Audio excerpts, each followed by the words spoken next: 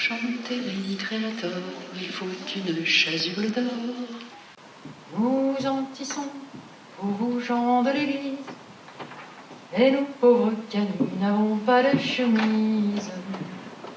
C'est nous les canuts, nous allons cul nus.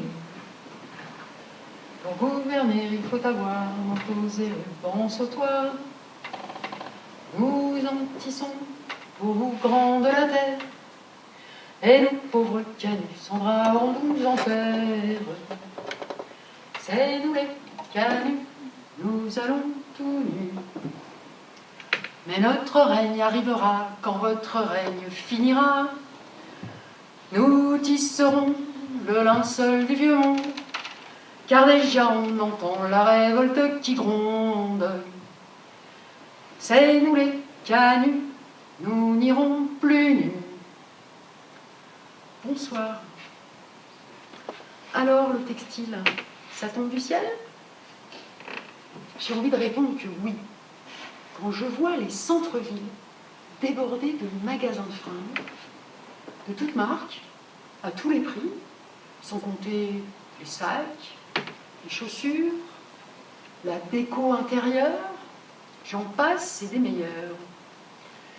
J'ai envie de répondre que oui, le textile, ça tombe du ciel. Quand je trouve des vêtements neufs, même pas démodés, dans les poubelles, je me demande vraiment ce que ça fout là. J'ai envie de répondre que oui, le textile, ça tombe du ciel. Quand je vois fleurir les friperies, les magasins gratuits, bondés de pantalons, jupes, robes, pulls, t-shirts, mais aussi rideaux, draps, chapeaux. J'ai envie de répondre que oui, le textile, ça tombe du ciel. Quand je vois les dressing rooms de mes copines qui ne savent pas quoi mettre ce soir. Mais nom de Dieu, de nom de Dieu, de nom de Dieu, de tonnerre de Zeus! Non, ça tombe pas du ciel. Et moi, ça m'énerve encore plus de constater ce grand déballage, ce grand gaspillage, quand je sais comment tout ça est produit. Alors j'ai envie de partager ce que je sais. Parce que je crois que ça concerne tout le monde. Mais vérifions les croyances. Est-ce que quelqu'un dans cette salle serait venu tout nu? Non? Personne? Vous êtes sûr? Si votre voisin, votre voisine est tout nu, vous pouvez le dénoncer.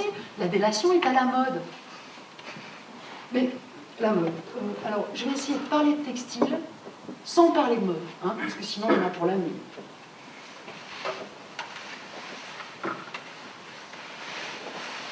Donc ça nous concerne tous, de près, de très près, à même la peau. Nuit et jour, à même la peau.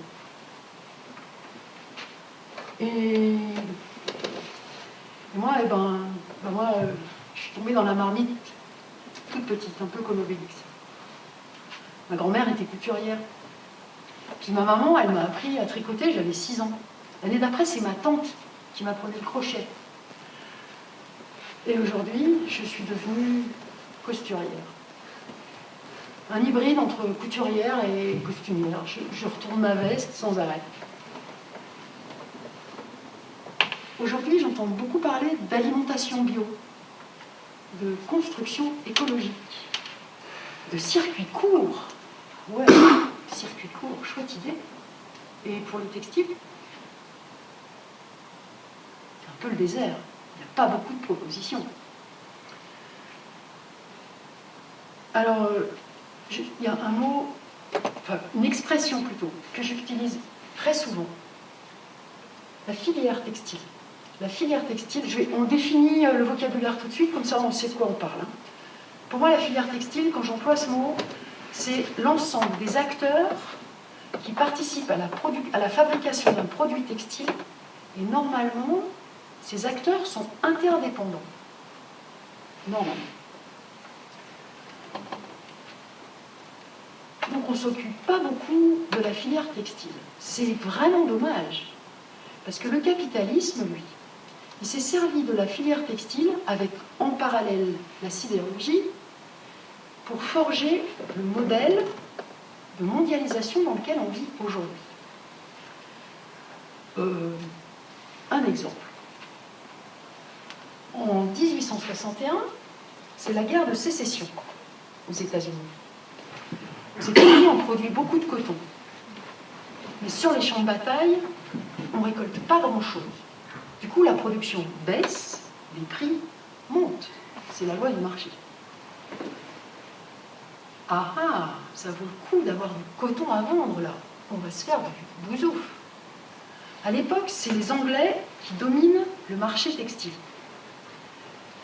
Et les Anglais, ils vont booster la production de coton en Inde. Mais ça ne suffit pas. Ils ont une colonie en Égypte. En Égypte, à l'époque, il n'y a pas de coton. Non, non, en Égypte, il n'y a pas de coton.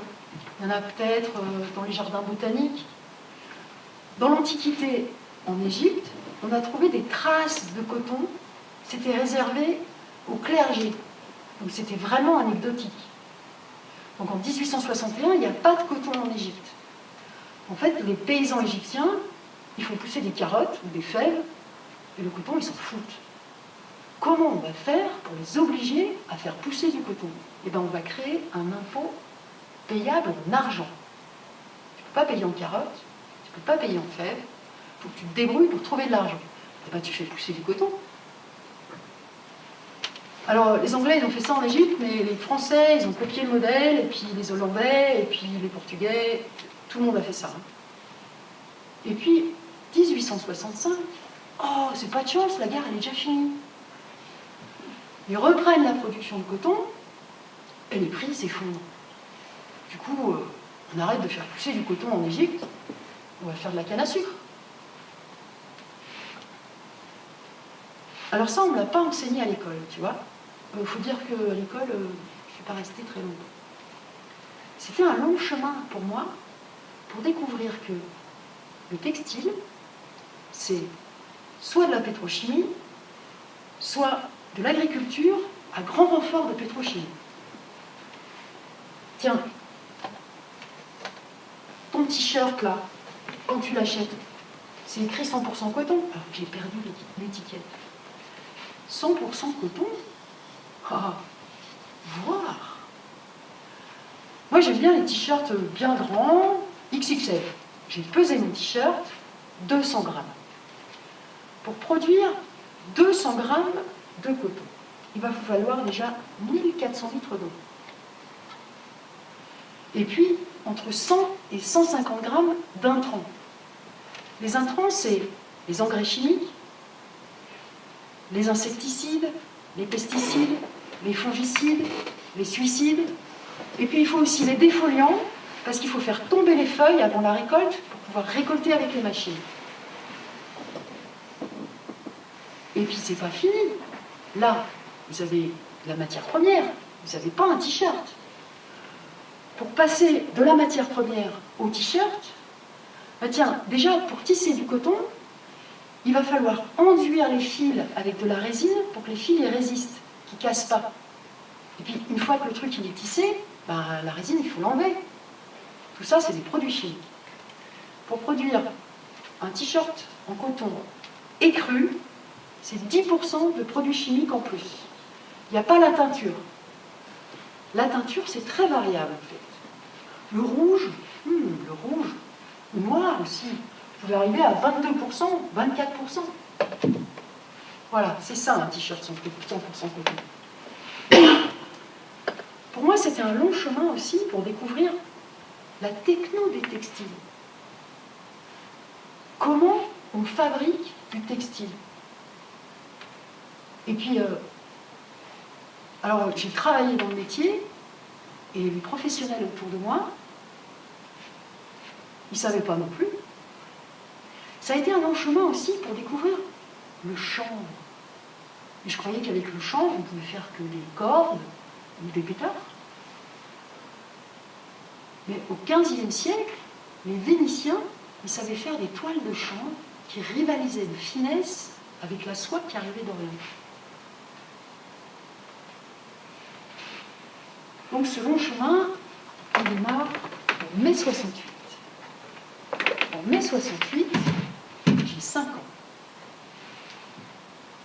Mes parents sont militants communistes. J'ai un petit frère qui a 2 ans et demi. Les enfants en bas âge, dans les manifs, c'est bof. Du coup, on me refile à la grand-mère qui est couturière. Et ce jour-là, je suis assise sur ma chaise et mon petit frère, il est dehors en train de jouer aux petites voitures. J'adorais jouer aux petites voitures avec mon petit frère. Mais non, je suis sur ma chaise avec ma grand-mère.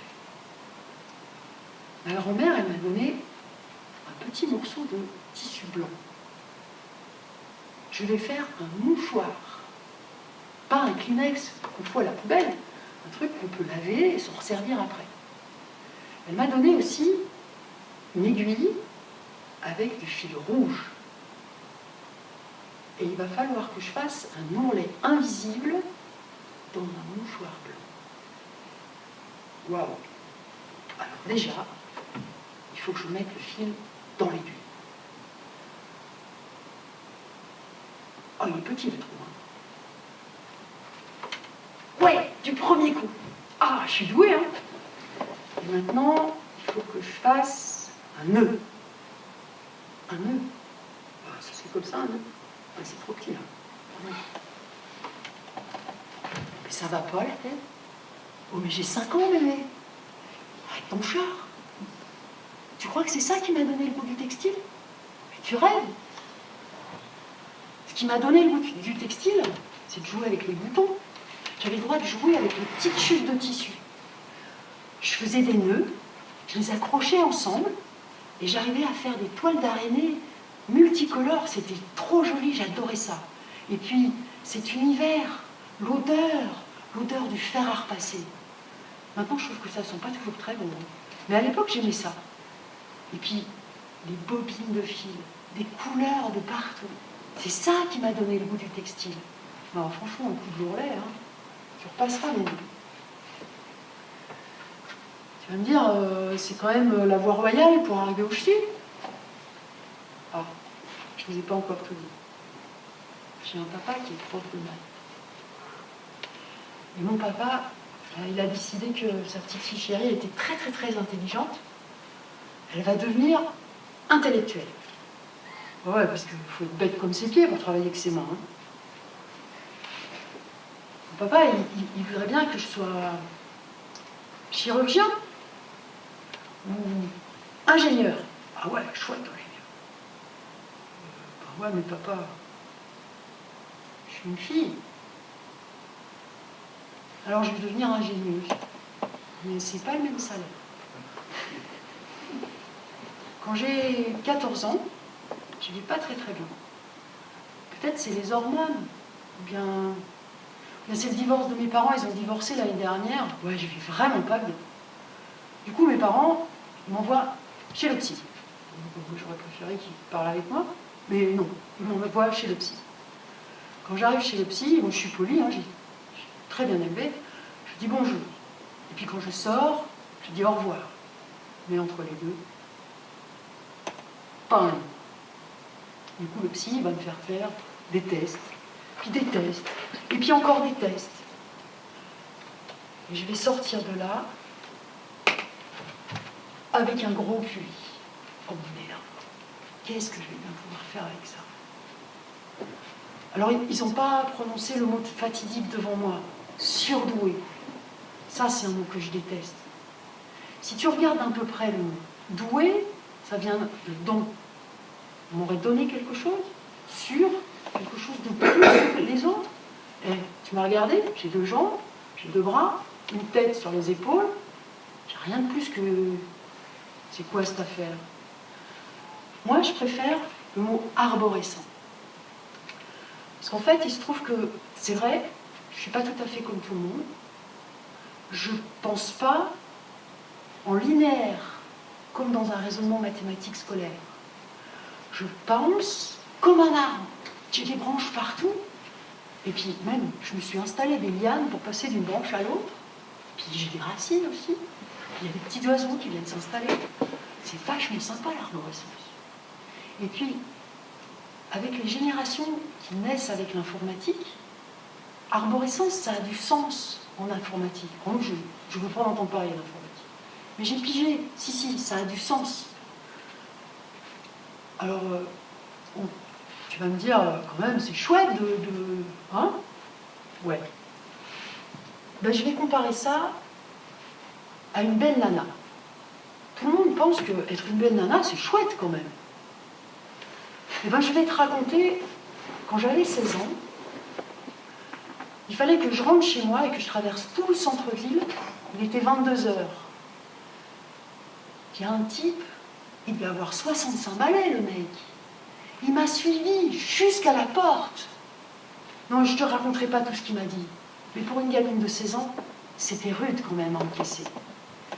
Et en rentrant chez moi, j'avais vraiment envie de me passer la gueule au vitriol. Et ça, c'est arrivé, je te raconte cette fois-là, mais combien de fois c'est arrivé? Les coups de klaxon dans la rue, les sifflets. Ouais, et ben, pour l'intelligence, c'est pareil. En fait, moi, je m'emmerdais à l'école. Il fallait rester là, assis sur son banc. Dans ces conditions-là, j'ai assez rapidement fait une fugue. Et puis, il paraît qu'il faut gagner sa vie. Du coup, j'ai fait plein de petits boulots. J'ai enchaîné plein de trucs. Oh, j'ai même eu des petits boulots. Attends, il y a des petits boulots qui claquent. J'ai été technicienne dessinatrice en bureau d'études électroniques. Hein? Ouais. Moi, quand j'étais technicienne dessinatrice en bureau d'études électroniques, je tombais gravement malade. Un petit cancer. J'avais à peine 25, un peu plus de 25 ans.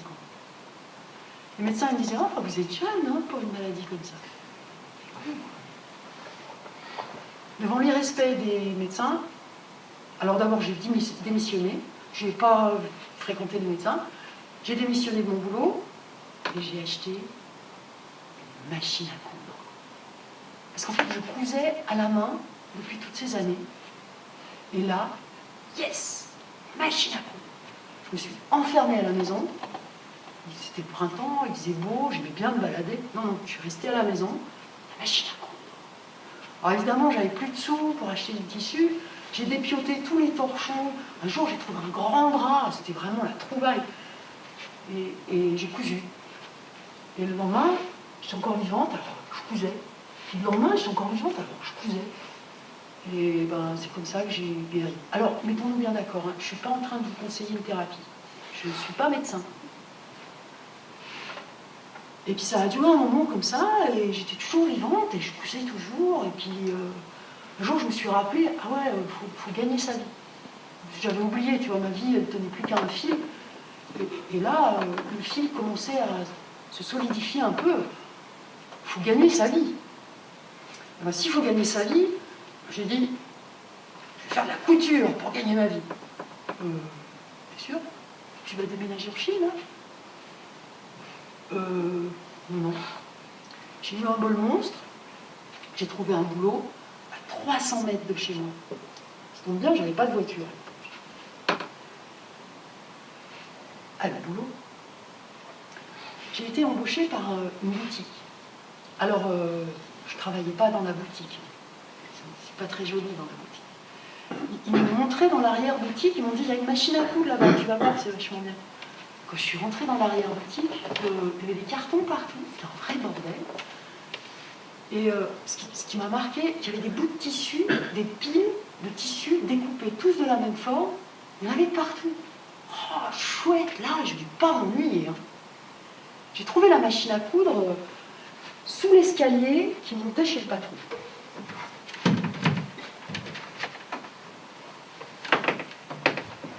Ah, là, au moins, et puis ils ont même eu une petite lumière pour éclairer l'aiguille de la machine à coudre. Génial.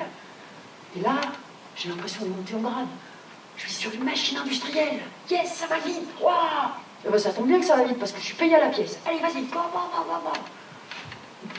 La fin de la journée, au bout de 12 heures, avec le patron, on compte les pièces, on compte les sous. J'ai gagné moins de 10 francs.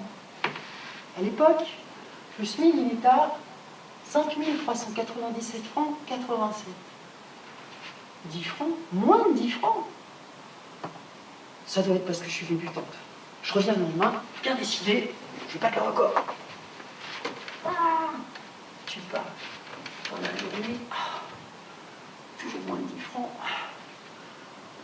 J'ai fait toute la semaine comme ça. Le 6e jour, j'y arrivais toujours pas à 10 francs. J'ai abandonné. Alors, mon patron, lui, il n'a pas abandonné.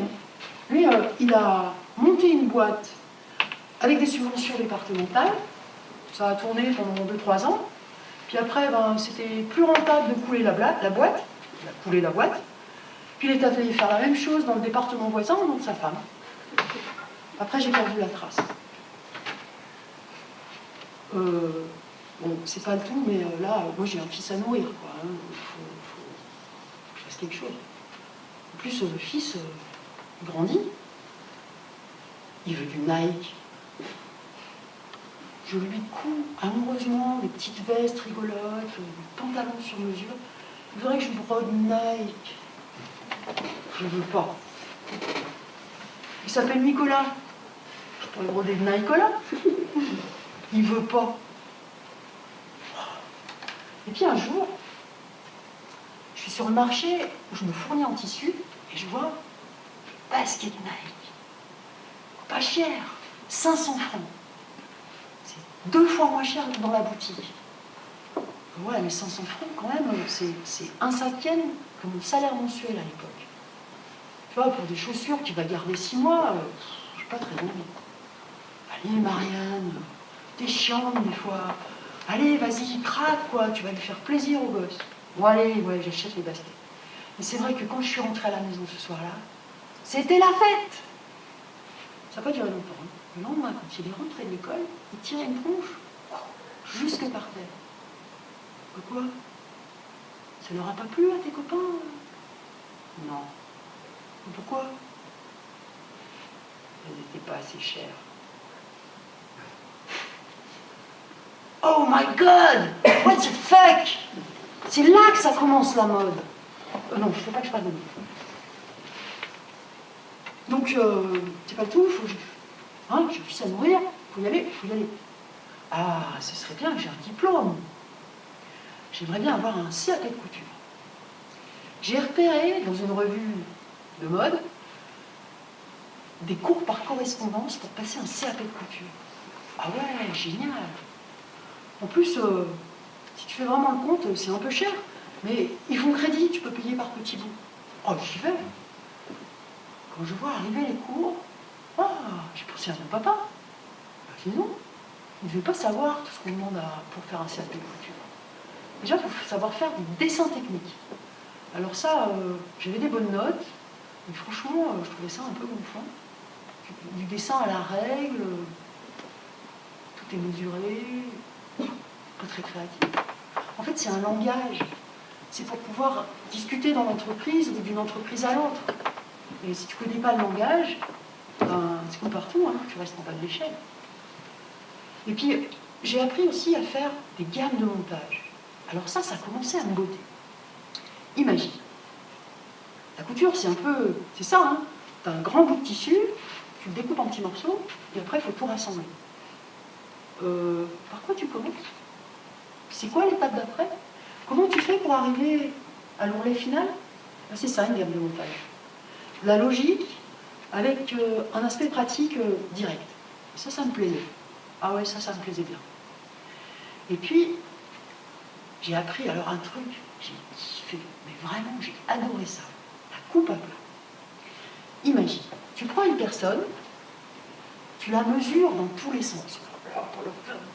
Ça te fait une moisson de chiffres comme ça, tu notes soigneusement, hein, parce qu'après, il va falloir les passer à la moulinette. Un petit peu d'arithmétique, un soupçon de géométrie. Franchement, le niveau 6e, c'est largement assez. Et tu te retrouves avec un patron dessiné sur une feuille de papier. La personne, elle est là en 2 dimensions.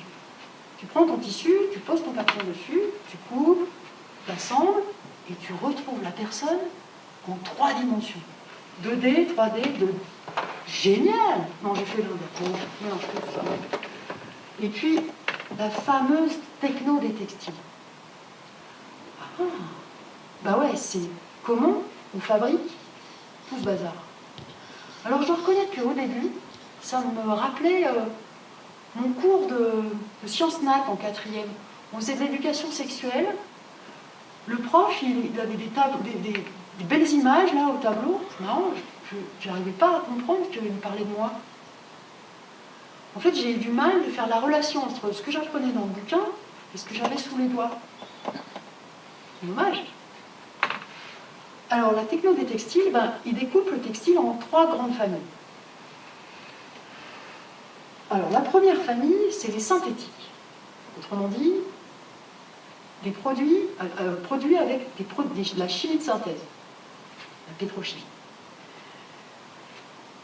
Alors là, on va fabriquer de l'acrylique, du polyester, de la polaire, de la microfibre, de la chlorofibre. C'est qui fabrique ça? Dans les fabricants, il y a d'abord les Dupont de Nemours.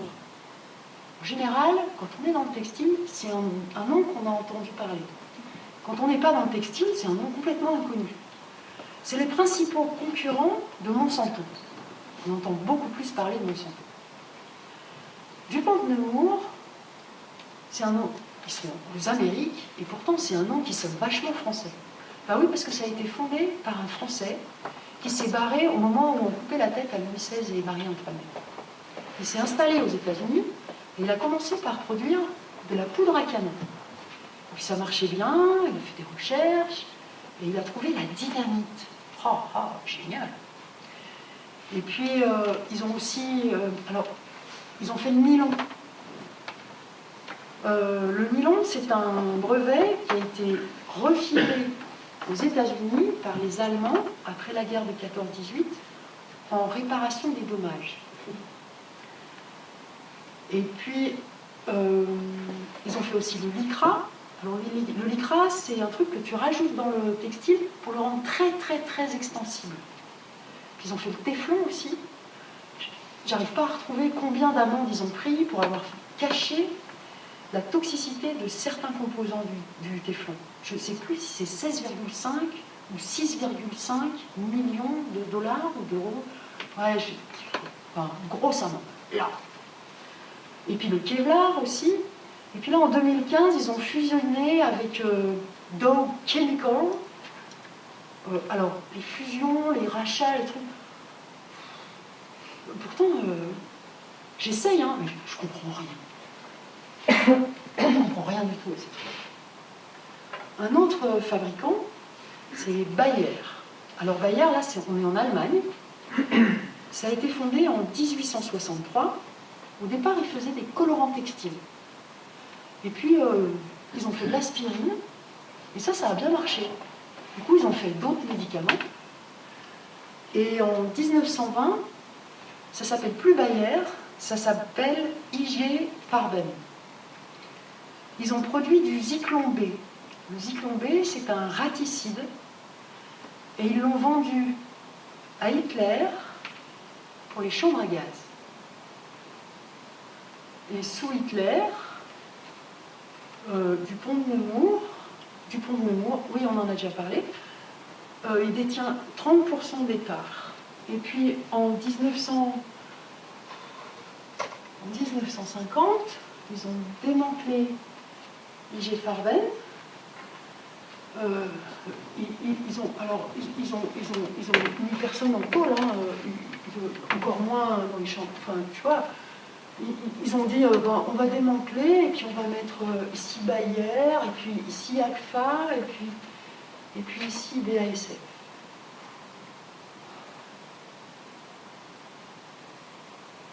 C'est pas possible. Moi, quand je découvre des informations comme ça, puis en plus, je suis un peu dingue. Je dénonce un système qui est quand même de plus en plus violent. T'as vu ce qu'ils font avec les migrants, là? Les migrants qui arrivent à nos frontières, ils sont à genoux, ils les écrasent d'un coup de botte. Et puis Marianne, t'as vu ton armoire à fringues, là? C'est hallucinant. J'ose même pas compter le nombre de pantalons. J'ai l'impression de vous donner des leçons, là, mais moi, j'ai rien à dire. Hein. En plus, je les ai fabriqués. Si je les foutais par la fenêtre, ça changerait quoi? Et puis, t'as vu comment je suis venue? Avec une vieille bagnole diesel, berk, je pollue. Mais je peux pas venir à pied, non? Pas. Et puis, on était sur scène. Elle est dingue. J'étais bien dans les coulisses. Et puis des fois, waouh, j'ai le cerveau qui chauffe. Hein. Alors quand ça m'arrive, faut que je respire. Ah ouais, je suis dans les pompes là. Ouais, je suis bien dans les pompes. Je respire encore un coup. Ouais, regarde, t'as vu, les écureuils, ils sont revenus là, t'as vu? J'adore quand ils se courent après comme ça, sur le tronc de l'arbre. Ils arrivent à courir la tête en bas. Je respire encore un coup, je suis bien dans le coup. Ouais, ça y est, on peut repartir. Donc les Allemands, ouais. Mais les Français aussi, hein. Alors, les Français, je vous les garde pour un peu plus tard, parce que là, c'est un peu long. On va regarder... Maintenant, on va regarder comment on fait. Alors, tu prends une grande casserole. N'oublie pas, hein, tu es à l'échelle industrielle. Hein. La casserole, elle est grande. Elle ne tient pas, là. Ok, une grande casserole. Tu la mets à chauffer. Dedans, pour pas que ça attache, tu vas mettre des huiles silicone d'abord. Et puis, de l'acide adipique. Et puis, de l'acétate de vinyle. Et puis, du diméthylformamide. Du polyuréthane. Du diméthylacétamide. De l'éthylène glycol. De l'acide téraphthalique. Du polyéthylène téraphthalate. De l'acrylonitrile. De l'acrylate de méthyle. C'est politique, hein? C'est pas fini. J'ai fait plusieurs cartons parce qu'il y en a. Hein. Alors, c'est des recettes, comme toutes les recettes de cuisine, tu mets un petit peu plus de ceci, et puis tu as du nylon, ou un peu plus de ça, et puis tu as de la courtelle. Hein, la courtelle, c'est très bien pour les bébés. On continue, du chlorure de vinyle, de l'acide chlorhydrique, de l'acétylène, du propylène, de l'ammoniac, du nitrile acrylique. Tu prends une grande louche, tu touilles bien, que ça soit bien homogène. Hein. Et quand c'est bien chaud, tu sors une grande passoire avec des tout petits trous. Tu verses ta soupe dans la passoire, ça passe par les tout petits trous, quand ça tombe, ça refroidit, ça se solidifie, ça y est, tu as du fil. Et avec du fil, tu peux faire tout ce que tu veux, tu peux tricoter, tu peux tisser, tu peux faire même l'union tissée, tu peux faire plein de trucs. Donc ça, c'est la première famille. La deuxième famille, c'est les artificiels. Alors là, c'est une invention française, hein, cocorico. Tu prends du bois ou du bambou, tu le déchiquettes en petits morceaux, et pour que ça fasse un truc bien puré, liquide, tu vas rajouter d'abord de la soude caustique, et puis du disulfure de carbone. Alors, le disulfure de carbone, c'est un solvant très toxique.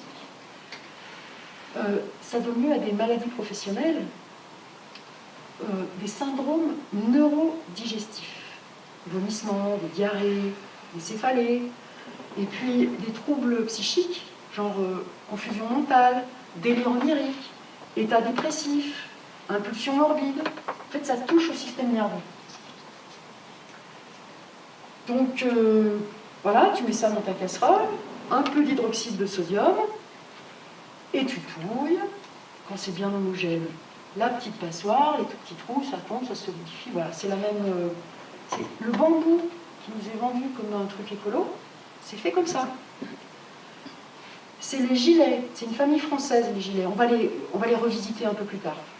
En 1903, ils rachètent le brevet et ils se font beaucoup d'argent. Ah oui, tiens, j'avais oublié. On en trouve à l'intérieur des pneus, mais aussi dans les tampons hygiéniques. Et puis la troisième famille, c'est les naturels.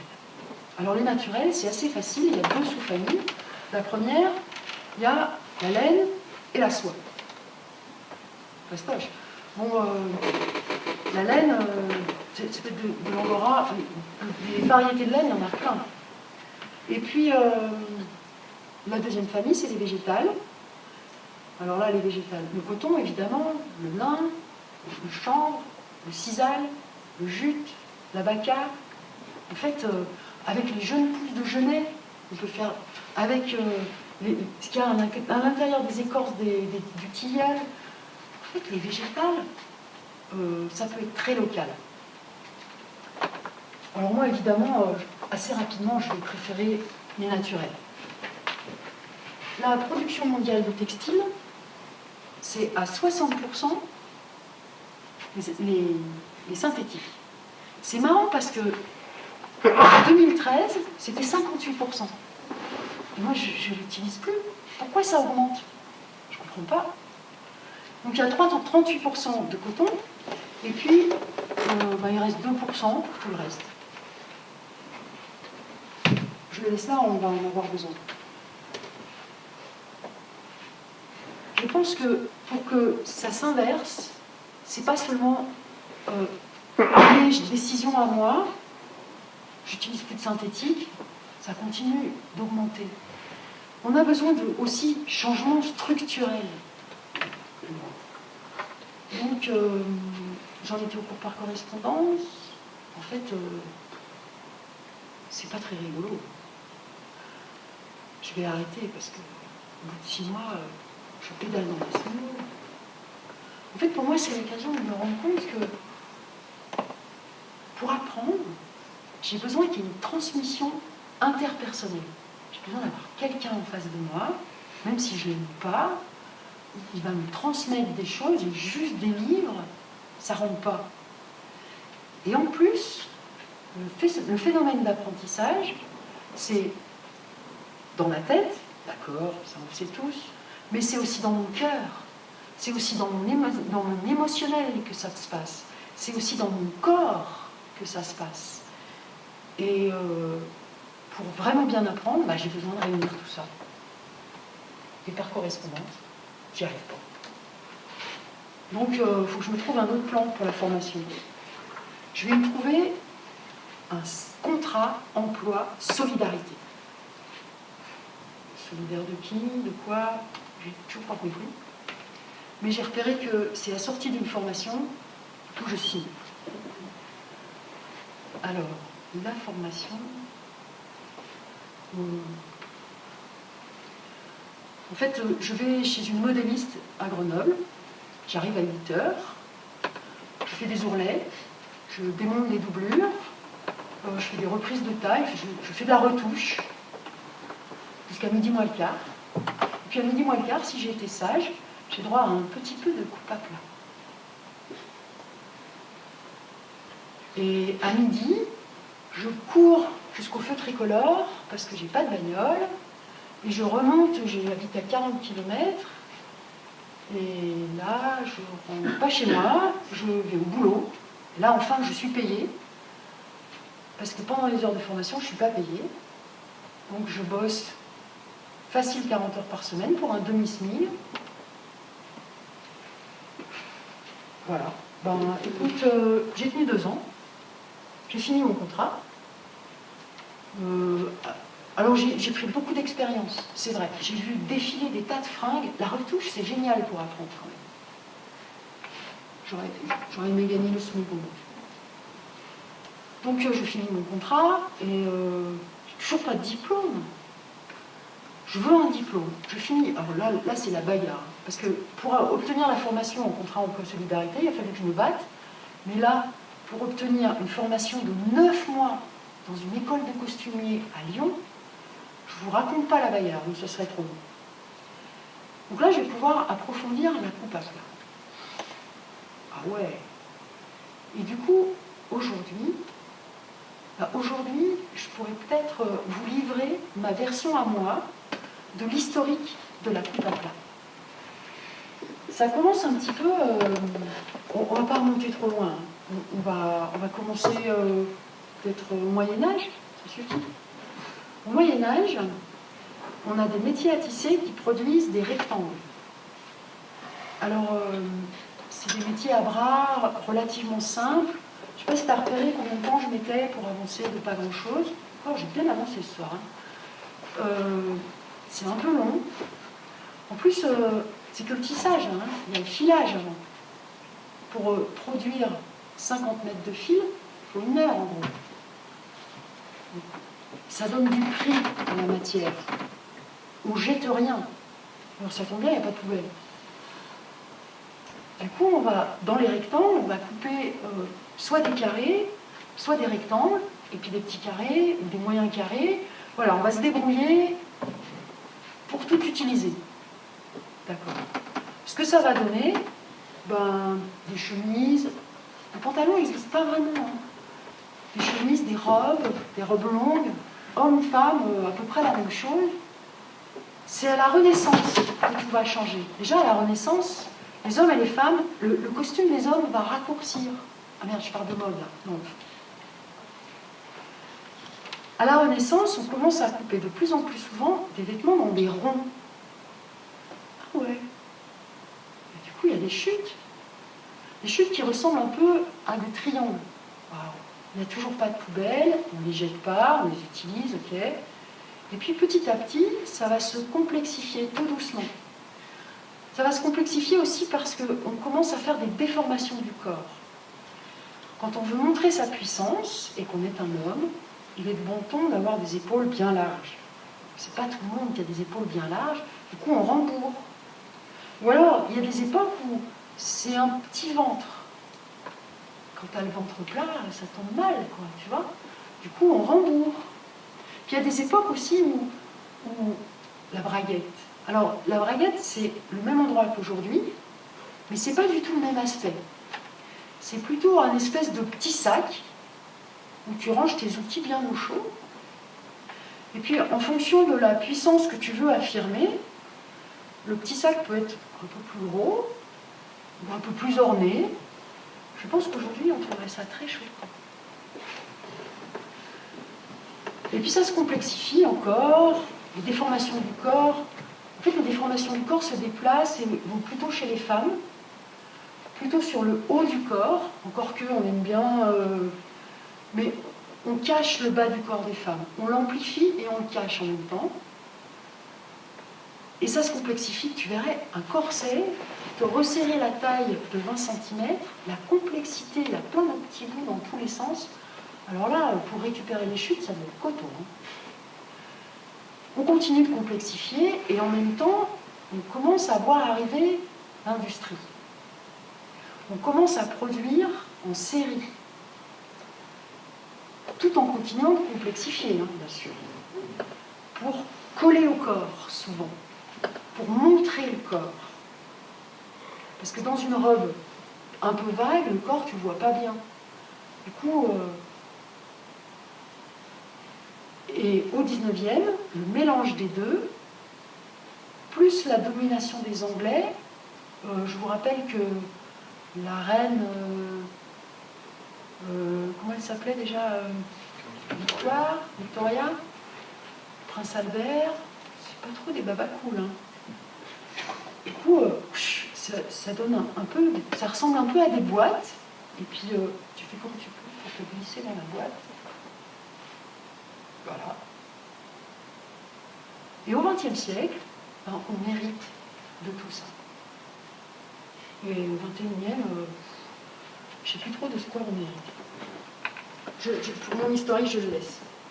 Ce que ça donne, en fait, ça donne une normalisation, une uniformisation des corps. Parce que ces vêtements, c'est nous qu'on met dedans. Et puis, un autre aspect, c'est la diversité textile qui disparaît peu à peu. Moi, j'aime bien, quand je parle de diversité textile, j'aime bien parler de biodiversité. Parce que c'est de la vie aussi, le textile. Et puis à l'école, je découvre un truc, je crois que ça ne va pas trop me plaire, la hiérarchie. Alors, la filière textile, elle est découpée comme suit. Tout en haut. Tout en haut, tu as le styliste, le créateur, le grand couturier. Essaye, la grande couturière, ce n'est pas tout à fait la même chose. Ce grand couturier, à partir des années 1970, il commence à plus savoir coudre. Mais on continue de l'appeler le grand couturier. Et puis, à l'étage en dessous, tu as le modéliste. Alors, moi, je vais sortir de l'école avec un diplôme de modéliste. Je monte dans la hiérarchie. Yes! Et puis, alors, le grand couturier, en fait, il fait des dessins. Le modéliste, il prend les dessins du grand couturier et il les transforme en patrons. Et en dessous, il va les donner à la couturière, non, pas à la couturière, à l'atelier de couture, où là encore, la première d'atelier, la deuxième d'atelier, la première main, la deuxième main, la petite main. Voilà, tout est hiérarchisé. Donc mon école, elle est à Lyon.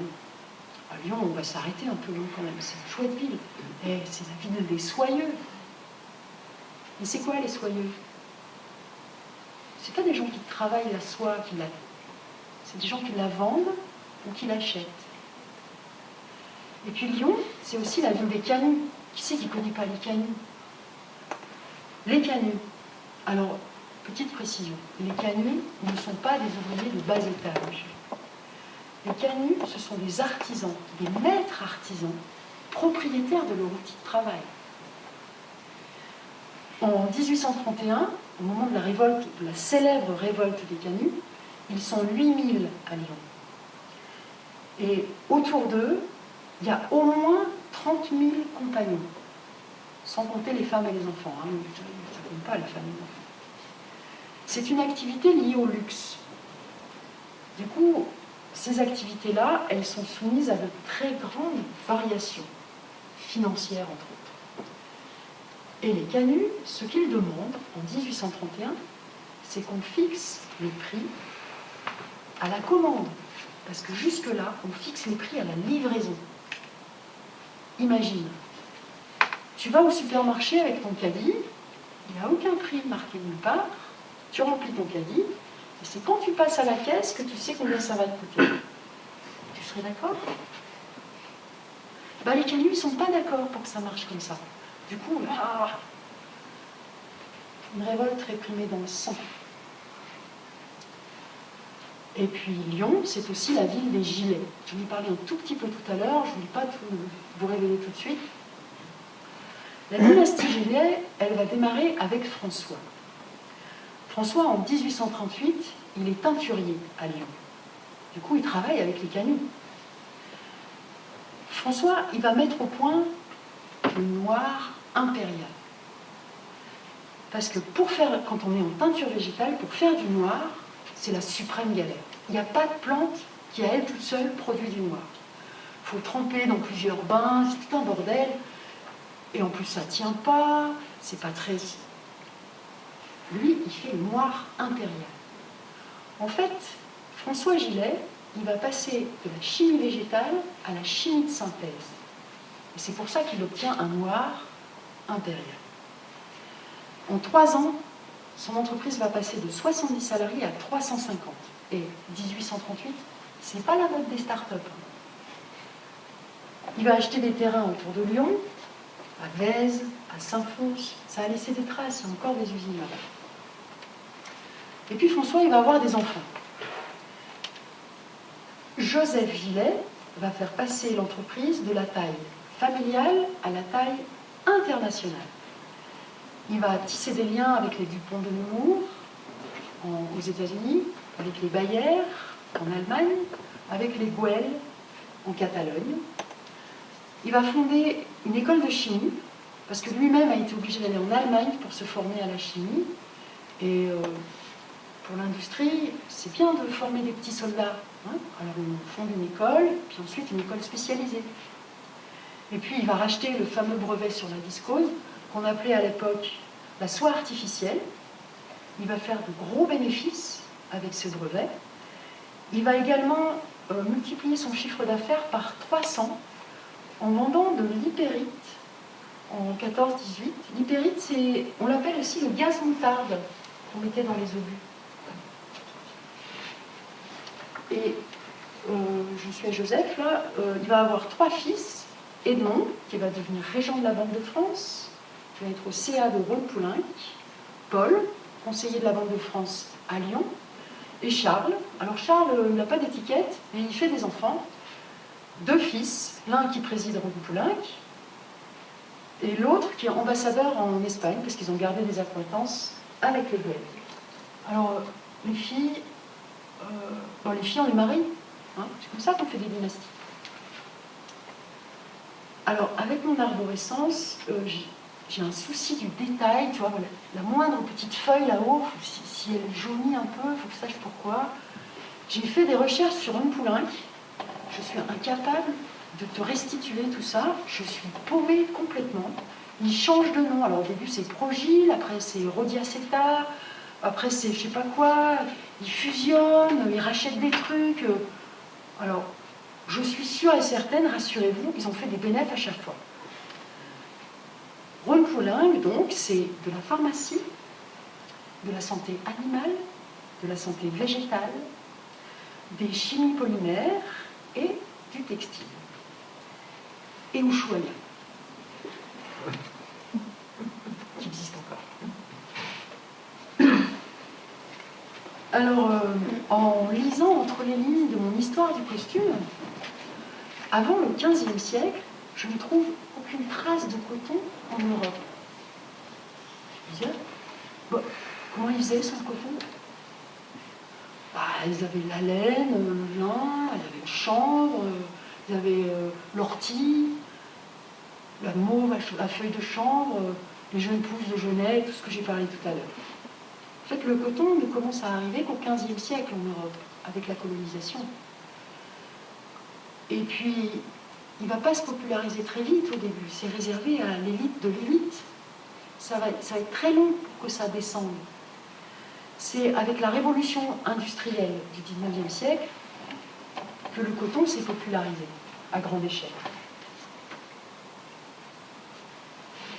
Donc je sors de l'école avec un diplôme de modéliste. Oh, beau diplôme, enfin j'ai un beau diplôme, je cherchais du boulot. Yes! Eh ben, je vais le trouver, rapidement en plus.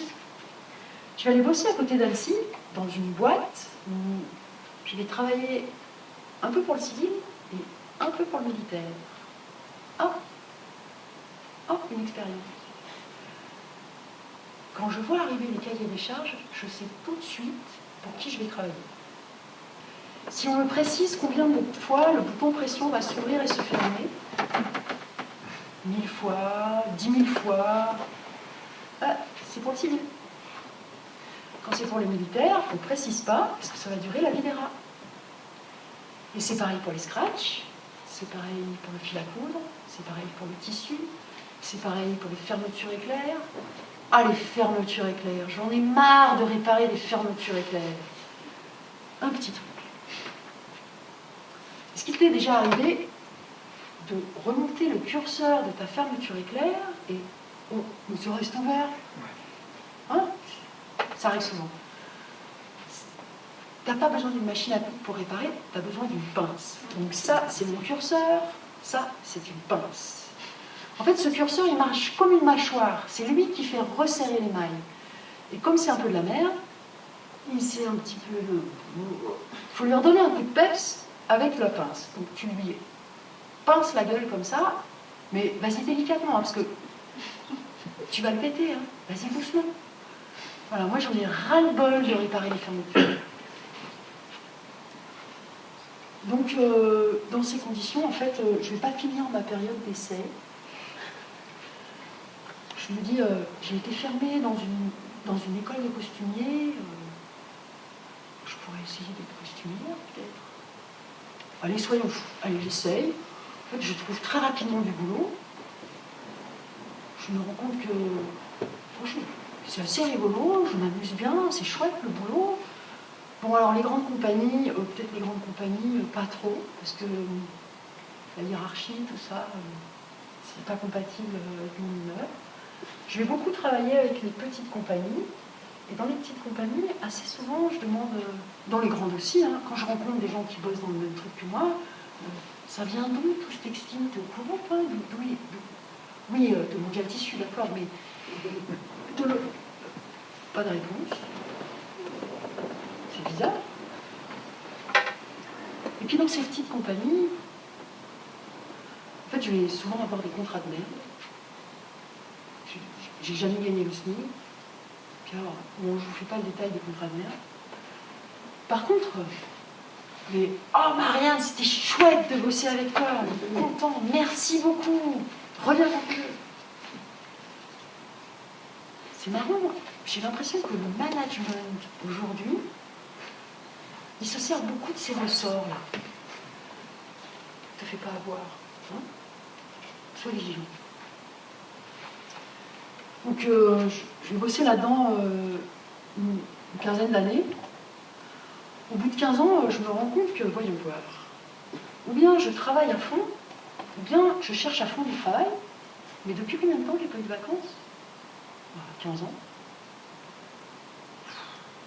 Je commence à fatiguer en fait. Et puis, il se trouve que je vais m'installer à Die, où le rythme est un peu plus cool. Ouais, c'est vrai, ça fait du bien quand ça s'arrête un peu. Et là, à Die, je vais découvrir l'alimentation bio. Oh, c'est chouette.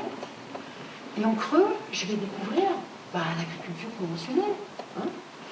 C'est-à-dire, historique, c'est ils ont balancé des nitrates pendant la guerre de 14-18, ça bousillait les hommes, super. Puis, ils se sont aperçus que sur les végétaux, ça avait un effet bizarre, ça faisait pousser les plantes vachement bien. Extra.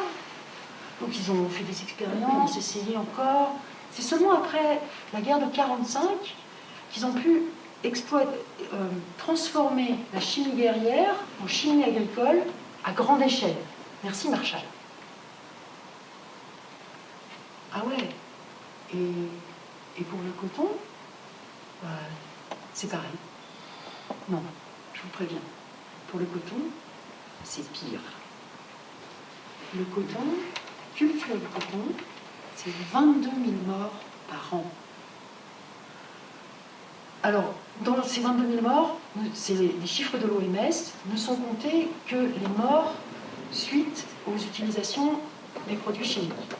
Les suicides, parce que Monsanto, ça c'est pas compté. Bah oui, le coton, c'est 2,5% de la surface agricole utilisable. Et c'est 25% des intrants. 50% aux États-Unis. Ça calme. Et puis, l'eau. Vous avez entendu parler de la mer d'Aral. La mer d'Aral, moi je l'ai là, la mer d'Aral. C'est des pays communistes. Hein, moi j'ai des parents communistes. Dans mon biberon, ils l'ont mis. Il paraît que c'était un autre modèle. Ils s'en foutaient, ouais. Ils ont produit. Comme de l'autre côté. Hein. Donc pour produire 1 kg de coton, il va vous falloir 7 000 litres d'eau. Minimum. Ça peut aller jusqu'à 29 000 litres. Alors là, 1 cm représente, 1 cm carré représente 1 litre. Je vais pousser la chaise un peu. J'ai mis que 7 000 litres parce que 29 000, ça ne rentrait pas dans les voitures. Mais attends, excuse-moi là, mais un chiffre comme ça tout seul, ça veut dire quoi? Si tu veux reconnaître un expert manipulateur, c'est comme ça que tu le reconnais. Il te balance un chiffre tout seul sans le comparer. Les chiffres ne parlent que quand on les compare. Donc, je vais chercher une culture qui utilise beaucoup d'eau. Tiens, le riz. Hein, le riz, ça consomme de l'eau. Pour produire 1 kg de riz, il va vous falloir 1900 litres d'eau. Bon, mais du riz, il y en a des champs de riz dans le Triel. Il y a du blé dans le Triel. Pour produire 1 kg de blé, il vous faut 900 litres d'eau.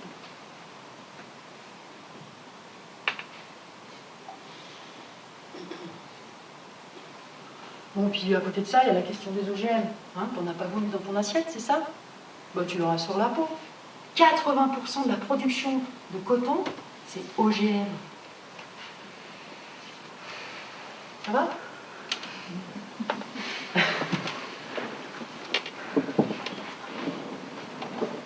Ouais, je vais me calmer. Encore un peu, et puis ça va se calmer. Le modèle de production. Alors, en Afrique, c'est un modèle familial.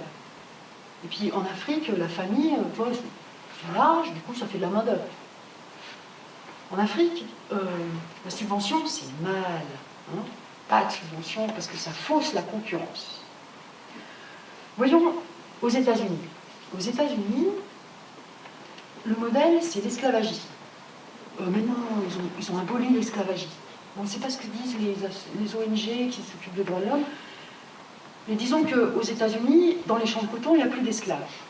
Aux États-Unis, maintenant, les fermes, elles font jusqu'à 7000 hectares. En France, une ferme sur 10 dépasse 1500 hectares.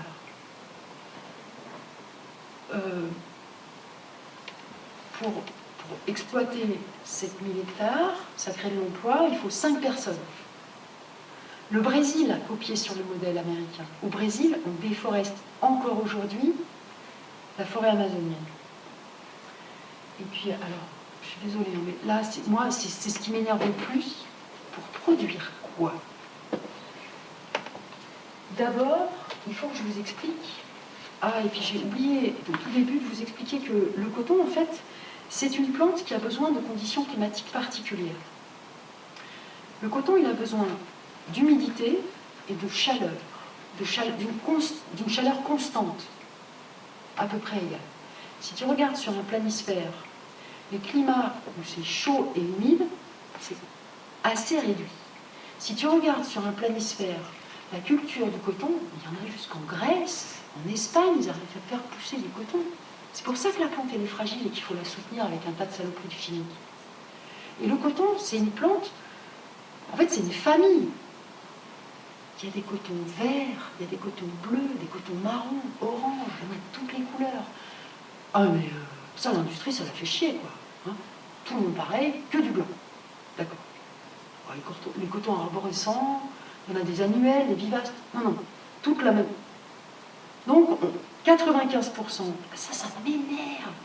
95% de la production mondiale, c'est du Gossypium hirsutum. Une fibre courte, de mauvaise qualité, pas très souple. 5% de la production mondiale, c'est le Gossypium barbadense, une fibre longue, douce, résistante. Tout ça, pour ça, c'est une blague. Si c'est une blague, c'est une mauvaise blague. Bon, alors, le formaldéhyde, c'est cancérigène. Ça, c'est pour la transformation quand on fabrique le t-shirt. Hein, les composés perfluorés, ça perturbe le système endocrinien. Ça, on sait à peu près tous. Hein.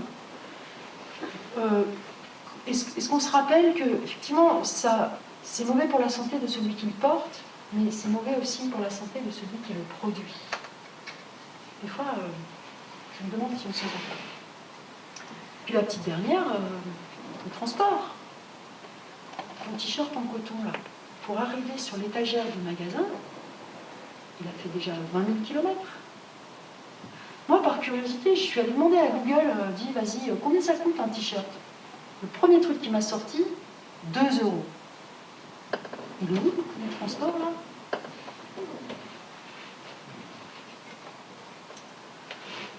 Ouais, ben, moi, j'ai mis du bio dans mon assiette. Je vais mettre du bio sous ma machine à coudre.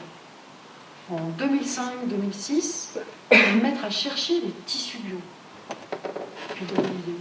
Mes potes, ils me disent, ça se mange? Non, ça se mange pas, ça se met sur la peau. Et la même année, Nike, tu sais comme je les aime bien, Nike, ils ont sorti un label éco-textile avec un K. Avec 5% de coton bio dedans. C'est comme ça qu'on arrive à vendre 2 fois plus de coton bio que ce qu'on en produit. Il n'y a pas de données indépendantes sur la production, le commerce et la consommation de coton bio, pour des raisons de confidentialité des informations commerciales. Moi, j'avais dit que j'arrêtais, puis je continue. Alors,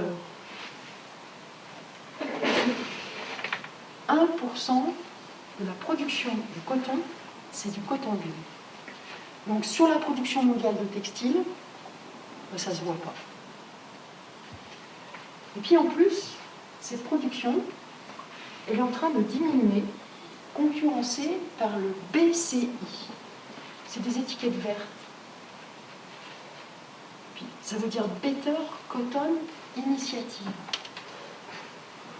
C'est un label, un joli label, avec une fille qui sourit, mais il n'y a aucune contrainte. Tu peux faire ce que tu veux. Puis il n'y a aucun contrôle. Du coup, bah, les paysans, avec le coton bio, ils font qu'une seule récolte par an. Avec le BCI, ils en font deux, ils arrivent à se mûrir un peu mieux. Bah, ils jettent sur le BCI, le coton bio, il se tombe. Alors moi, je vais avoir un gros coup de peau. Je vais tomber sur des gens. Ils ont fondé une boîte qui s'appelle la Cantate du Chanvre. Cantate du Chanvre.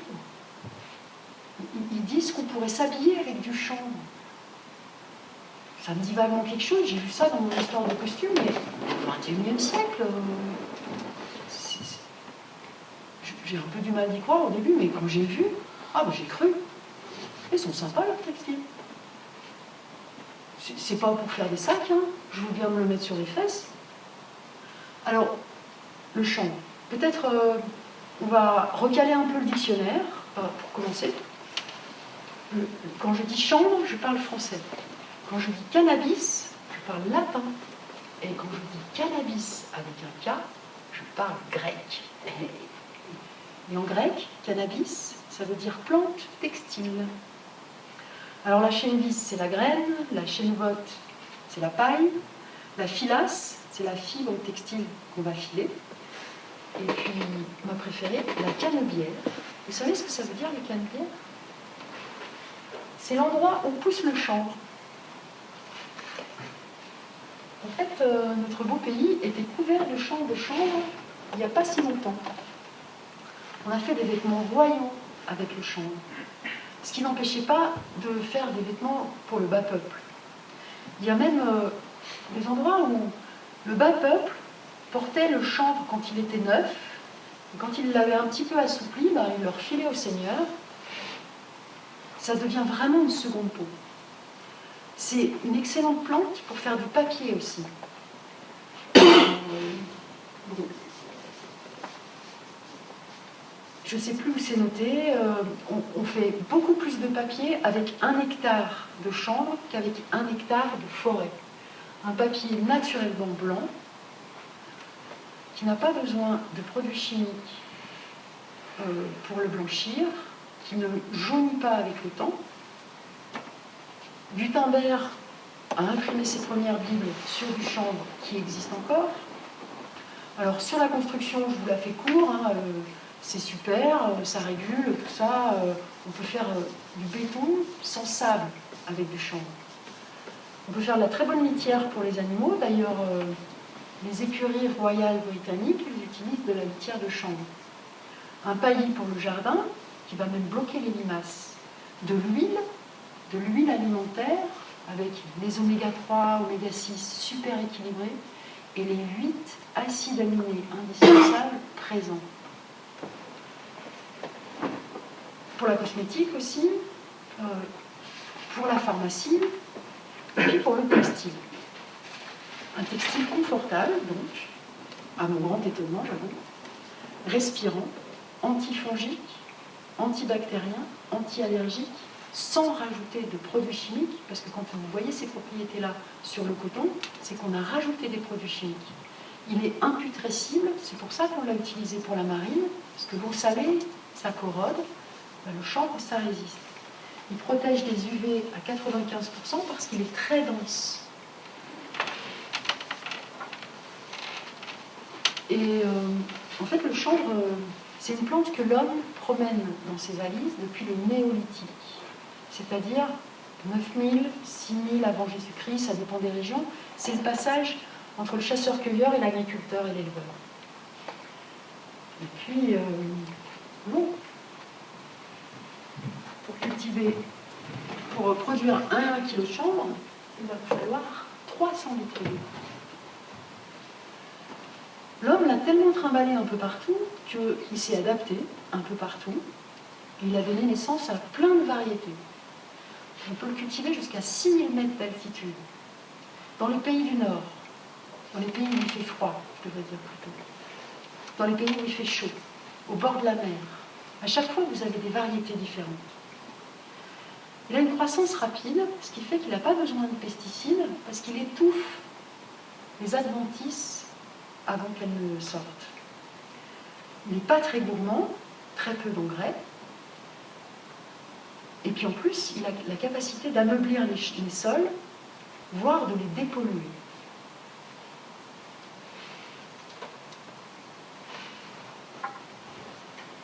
Alors, je dois préciser que je ne suis pas fordiste. Je vais vous faire une citation de M. Ford, Henry Ford, qui construisait des voitures et qui a théorisé la séparation des tâches dans le travail. C'est pas du tout mon truc. Donc, M. Ford disait « Pourquoi exploiter des forêts qui mettent des siècles à repousser, ou des mines qui mettent des siècles à se stabiliser, alors qu'on peut avoir des ressources équivalentes avec la production des champs de chanvre. » Monsieur Ford a étudié une carrosserie de voitures entièrement en chanvre, qui était plus légère et 6 fois plus résistante que l'acier. Mais alors, pourquoi n'y a-t-il pas des champs de chanvre partout? Le THC, le tétrahydrocannabinol. La petite molécule qui fait rire ou qui fait planer les fumeurs de joint. La législation interdit la culture de chanvre au-delà de 0,2% de THC.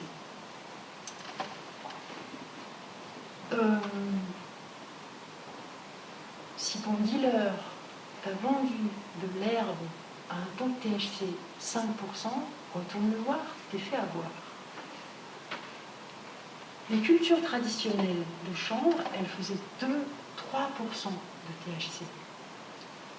Les herbes hollandaises bricolées avec des graines sélectionnées, elles font entre 15 et 22%. C'est quoi ce truc de 0,2%? Et la France, elle demande à baisser encore et voudrait 0,18%. C'est une blague?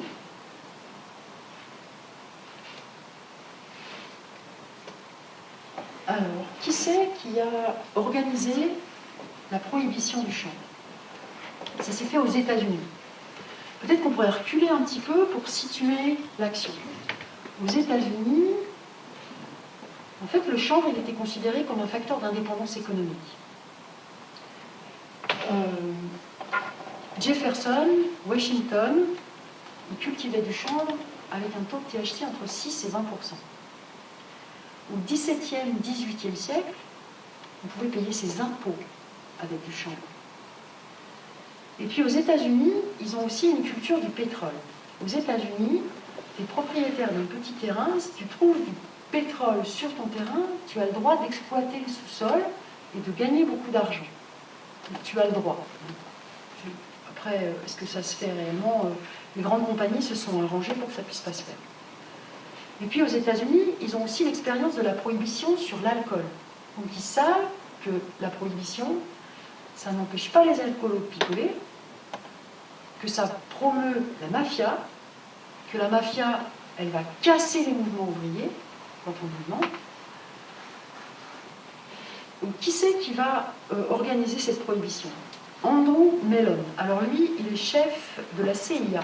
Il est également propriétaire de la Gulf Oil. Il est associé à Rockefeller et c'est le principal investisseur de DuPont de Nemours.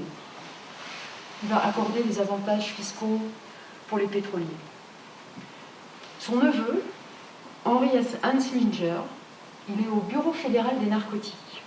C'est lui qui va présenter la loi au Congrès. Et puis, il y a Randolph Hearst. Alors lui, c'est un magnat de la presse. Il fait du bois, il fait du papier avec du bois.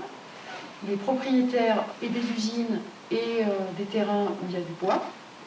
Et en 1937, il va se faire confisquer 400 000 hectares par le Mexique. Et puis, il y a DuPont de Nemours, qui a une petite recette de réduction chimique du bois. Donc ces quatre-là, ils vont s'associer. Et la loi va être votée le 2 août, pendant les vacances scolaires. Bon, c'est une vieille recette, hein. Contre l'avis de l'Association médicale américaine, par la Commission des finances, qui est le seul organisme capable d'envoyer une loi directement au Congrès. Et ça va se faire en 3 heures. Donc si tu es agriculteur et que tu as décidé de faire pousser du chanvre quand même, je te souhaite bon courage. En accord avec le ministère de l'Intérieur, et pour éviter tout risque de confusion, la coopérative centrale des producteurs de semences de chanvre vous demandera de remplir au préalable une déclaration sur l'honneur de positionnement de la culture et la mettra à la disposition des forces de l'ordre. Nous vous conseillons par ailleurs de prévenir la brigade de gendarmerie dont vous dépendez. Il est essentiel de conserver les certificats présents sur les sacs, car ce sont eux qui prouvent le caractère licite de la culture.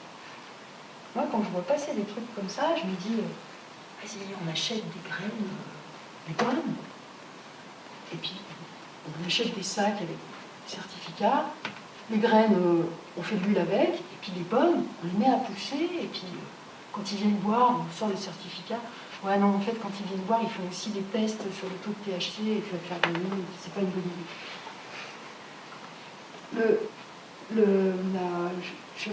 J'arrive pas, la CCPSC, je sais plus quoi, chambre coopérative. Alors, ils étudient du chanvre monoïque, parce que le chanvre, à l'origine, c'est une plante dioïque. Comme les orties, elle a un mâle et une femelle. Ça les arrange pas, parce que les graines, elles mûrissent pas tout au même moment, et du coup, pour la récolte, c'est un peu compliqué. Du coup, on va faire du chanvre monoïque. Moi, je suis pas d'accord. Moi, je préfère les mâles. Bah oui, parce que les mâles, en fait, ils ont tendance à pousser vachement en tige, très très haut. Et moi, plus la tige est haute, plus la fibre est longue. C'est ça qui m'intéresse. En plus, les mâles, ils sont plus résistants, la fibre, elle est plus douce. Et puis, alors, la chambre coopérative, ça va finir par rentrer. Les graines qui sortent, là, elles ont un rendement 60% inférieur à une graine qui n'est pas... Qu'est-ce... Ah, non. Bah si. Alors, je peux pas vous dire qui c'est. J'ai un copain, il m'a emmené dans un gros shop. C'est quoi un gros shop? Gros, en anglais, ça veut dire croître, pousser. Sur la vitrine, un gros shop, c'est un endroit où tu peux acheter tout ce qu'il faut pour faire pousser des plantes d'intérieur. Et puis quand tu rentres, bah, tu comprends vite de quelle plante d'intérieur il s'agit. Tu as des plants de canard, gros plants, des pêtes, partout. Puis tu peux acheter, ils appellent ça des placards. C'est vrai que ça ressemble un peu à un placard, ou à une tente où tu pourrais dormir debout, avec des crochets pour accrocher les lampes. Puis tu peux acheter des lampes, hein, plein de variétés de lampes. Et puis avec des trous aussi, parce qu'il va falloir aérer, parce que la lampe, elle fait chaud, et du coup, elles vont avoir trop chaud, tes plantes. Il faut aérer, et puis ça va sentir un peu mauvais. Tu pourrais mettre du charbon dans le tuyau, tu pourrais mettre des engrais aussi. Alors les engrais, tu les veux organiques, tu les veux chimiques, tu peux même acheter des graines. Il n'y a pas de THC dans les graines. C'est juste que tu n'as pas le droit de les faire germer.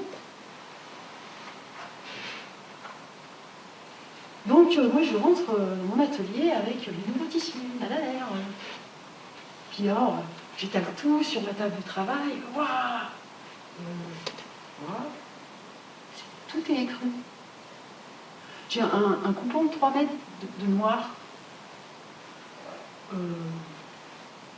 Bon, je vais faire quand même vite une chemise. Allez, je fais une chemise. Mais rapidement, moi je veux bien de la couleur quand même. Alors, je vais me former en teinture végétale. Moi aussi, je vais avoir une grande casserole. 30 litres. Je ne vais pas dépasser les 30 litres. Mais dans 30 litres, je peux teindre un pantalon. Puis, je vais mettre des tas de trucs dans ma casserole, je vais faire plein d'essais, des fois je fais pipi dedans, après je fais chauffer, je ne te dis pas l'odeur. Je me suis régalée, je me suis amusée comme une dingue. Je pouvais rincer dans la rivière du coin, je pouvais arroser avec les bains épuisés, je pouvais arroser le jardin.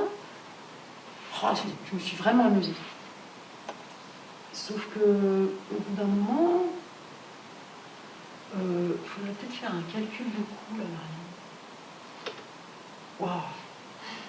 Alors, si j'additionne le tissu, le prix du tissu, des fois j'achète des ingrédients pour la peinture. Et puis, combien de temps j'ai passé? Voilà. Moi, j'ai pas les moyens de me payer le produit là. Puis mes copains non plus. Bon, je vais mettre des œillères hein, pendant un petit moment, et puis je vais dire, je vais ouvrir boutique. Yes. Alors les gens qui m'ont accompagné dans ce projet, ils m'ont tout de suite dit, il va falloir que tu fasses une étude de marché.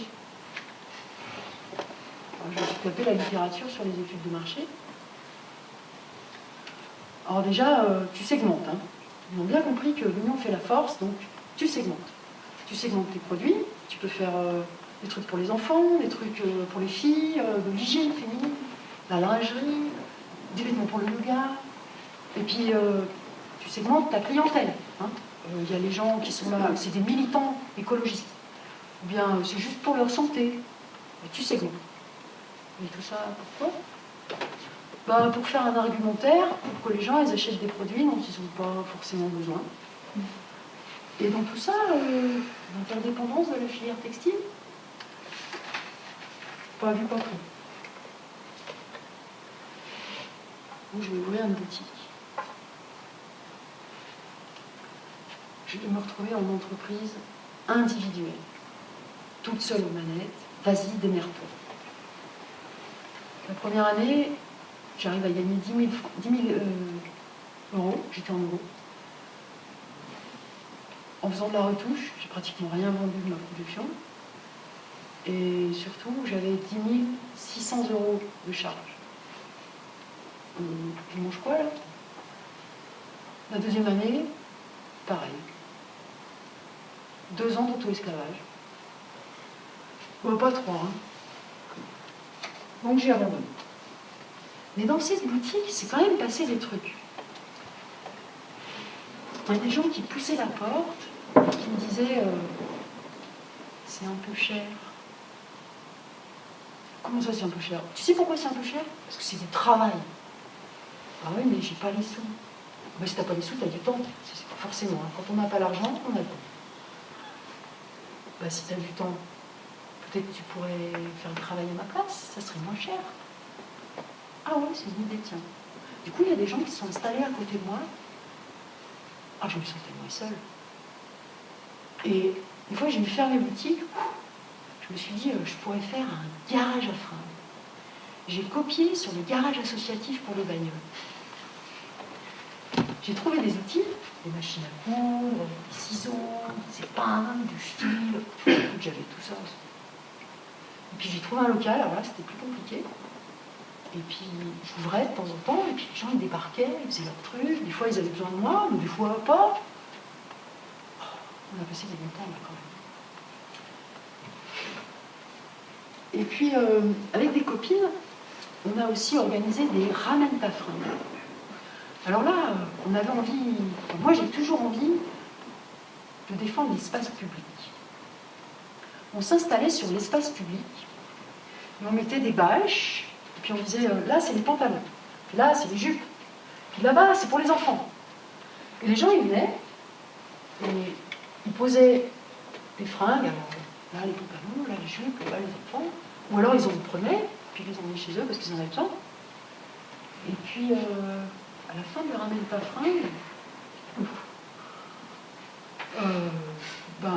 comment dirais-je, ça rentrait pas dans ma voiture. Donc on triait. Alors la crème de la crème, on l'envoyait au secours populaire. Comme ça, ils pouvaient le revendre pour financer des opérations caritatives. Et puis les trucs pourris de chez pourris, mais dans des matières quand même correctes, on l'envoyait au garage associatif. Et puis entre les deux, entre les deux. J'aurais bien aimé peser tout ce qu'on voyait défiler. Moi, je n'ai pas su le faire, mais il y en a d'autres qui savent le faire. En Europe, la fripe, c'est 8 millions de tonnes par an.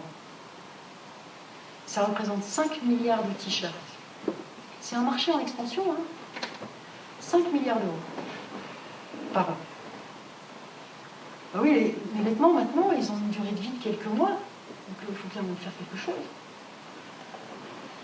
H&M, ils changent leur collection toutes les semaines. Comme ça, quand tu y vas et que tu vois un truc sympa, ben, tu ne te dis pas je vais réfléchir. Non, tu l'achètes tout de suite parce que la semaine prochaine, il ne sera plus là. Tu sais, quand tu as trop de fringues, là, tu peux les mettre dans des bornes. Il y en a partout, en ville, dans les campagnes, il y en a partout, hein, avec des belles images. Tu sais, une planète avec une main qui protège. Ou bien un enfant pauvre et noir.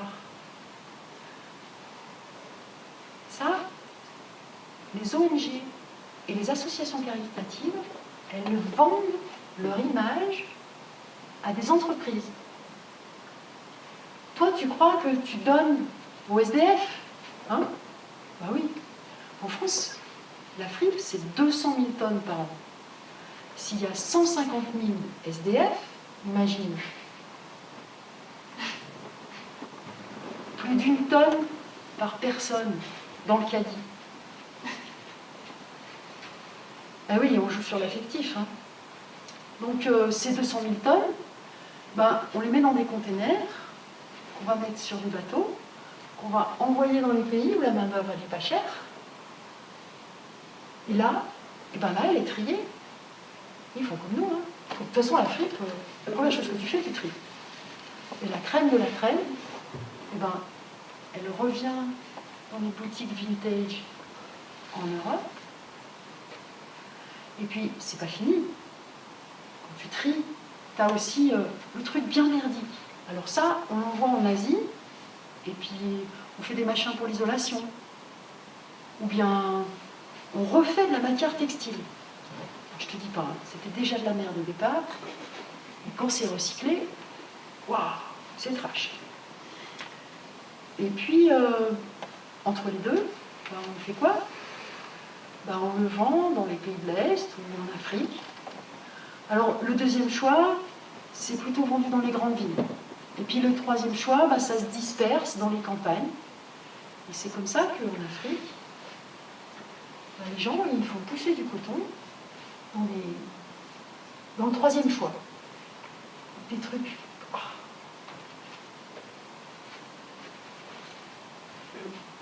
Bon, vous êtes mûrs pour le striptease, là? Hein? Qui c'est qui commence? Non, je déconne. Je vous propose d'imaginer un autre modèle, hein, parce que c'est rude, là. Hein. Moi, pour imaginer un autre modèle, je me suis appuyée sur un modèle déjà existant. Je me suis appuyée sur Margot. Merci, Margot. Margot, elle habite à Blandage, au fin fond du Haut-Diois, dans un bout de montagne. Et Margot, elle a une petite ferme en maraîchage. Elle n'avait pas du tout envie des engrais chimiques.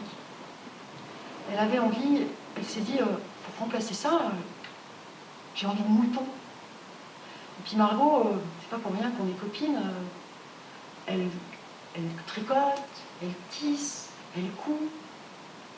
Et elle avait envie de mérinos. Mérinos, c'est un mouton qui donne une laine de très bonne qualité. Donc elle a un petit troupeau de 60 mérinos. Alors elle envoie sa laine à laver, carder, je ne sais plus où, dans le Massif central, je crois, faut que je lui redemande. Hein. Et puis sa laine, elle revient, il n'y a plus qu'à la filer, donc elle trouve une filature. Et puis elle avait envie de laine peignée. La laine peignée, elle est encore plus chouette que la laine cardée. Mais pour aller à l'usine qui est en Italie, il fallait avoir une tonne. Margot, avec ses 60 moutons, elle n'a pas une tonne. Du coup, elle a trouvé d'autres éleveurs de mérinos, ils se sont associés, et puis ils ont dit, à nous tous, on va y arriver à la tonne. Sauf que il a fallu se mettre d'accord. Quelle qualité de fil? Oula, ils étaient 11 autour de la table. Ça a duré un moment pour définir la qualité de fil. Et à 11, ils ont réussi à réunir 2 tonnes.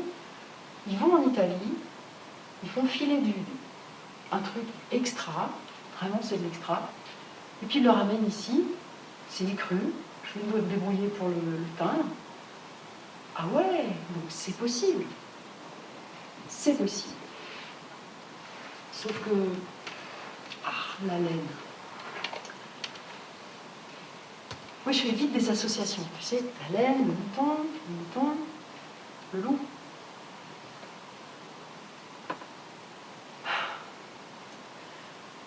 Une difficulté pour les gens qui sont arborescents, eh bien, c'est l'empathie.